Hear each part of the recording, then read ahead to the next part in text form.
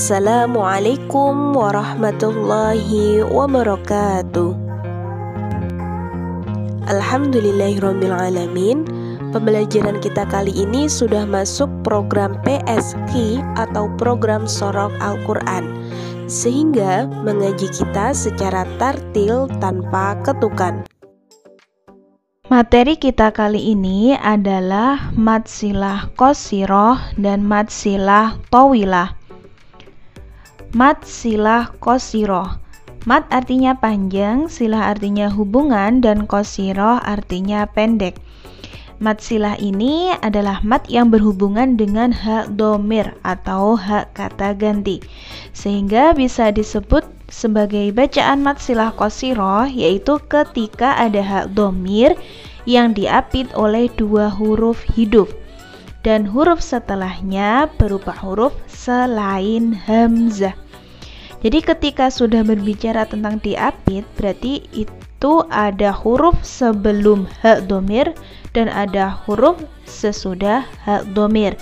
Dan lebih tepatnya lagi, huruf yang setelah hak dhamir itu selain hamzah. Ciri-cirinya, kalau di mushaf Indonesia atau Al-Quran Indonesia, haknya itu berharokat dhammah terbalik atau dhammah panjang. Dan kalau misal harokatnya kasroh, itu kasroh panjang. Dan sementara kalau di Al-Quran Utsmani, haknya itu misal dhammah, itu harokatnya ya dhammah biasa, tetapi setelahnya itu ada wawu kecil yang tanpa harokat. Kalau misal harokatnya kasroh, itu ya kasroh biasa, bukan kok kasroh panjang, tetapi setelahnya itu ada huruf ya kecil, tetapi ya-nya ini berbentuk seperti tanda kurang dari ya kalau di matematika. Nah, cara membaca mad silah qasirah ini dibaca qasirah itu pendek ya. Jadi pendeknya di sini adalah paling pendeknya bacaan panjang, yaitu 2 ketukan. Mad silah tawilah. Mad artinya panjang, silah artinya hubungan, dan tawilah artinya panjang. Jadi mad silah ini masih sama, yaitu mad yang berhubungan dengan hak dhamir atau hak kata ganti. Bisa disebut sebagai bacaan mad silah tawilah, yaitu ketika ada hak dhamir yang diapit oleh 2 huruf hidup dan huruf setelahnya berupa huruf hamzah. Ciri-cirinya, ketika di mushaf Indonesia, harokatnya itu hak dhamirnya berharokat dhammah panjang atau dhammah terbalik, kemudian di atasnya ada harokat layar.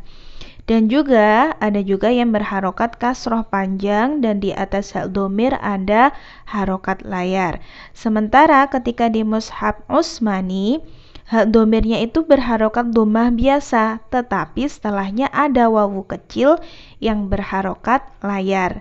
Dan juga hak dhamir berharokatnya kasroh biasa, bukan kasroh panjang seperti di mushaf Indonesia.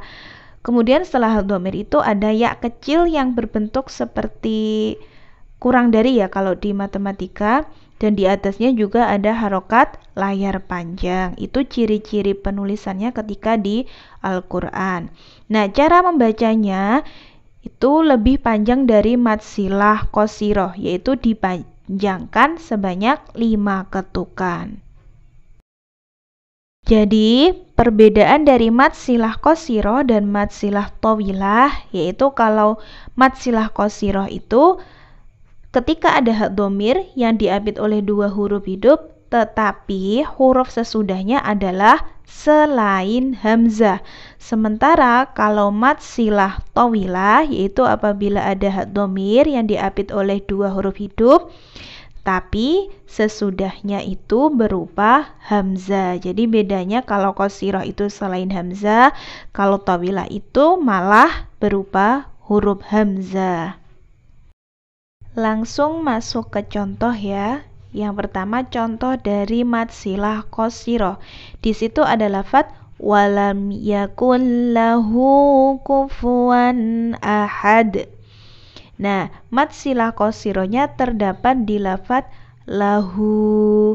Lebih tepatnya adalah huruf ha, hu. karena ha di situ berada di antara dua huruf hidup dan huruf sesudahnya bukan berupa hamzah, dan di situ juga ada tanda yaitu berupa wawu kecil. Itu kalau tanda di Al-Qur'annya agar lebih mudah mengingat kalau itu mad silah qasirah. Kemudian lafadz bawahnya fawasaltana bihi jam'an. Mad silah qasirahnya terdapat di lafadz bihi. Hi-nya di sini adalah mad silah qasirah dan dibaca panjang 2 ketukan. Kemudian yang mad silah tawilah yahsabu annama lahu akhladah. Mad silah tawilah terdapat di lafadz lahu karena di situ ada hak dhamir yang diapit 2 huruf hidup dan huruf setelah hak dhamir berupa huruf hamzah, dan tandanya di situ ada wawu kecil yang berharokat layar, itu tanda di Al-Qur'annya. Dan yang terakhir min dunihi alihatan. Mad silah tawilahnya terdapat di lafadz dunihi. Jadi hi-nya itu adalah mad silah tawilah dibaca panjang 5 ketukan. Shadaqallah bersama. Shadaqallahul azim. Alhamdulillahirrabbilalamin. Cukup untuk materi kali ini, ada kurang lebihnya saya mohon maaf. Akhirul kalam.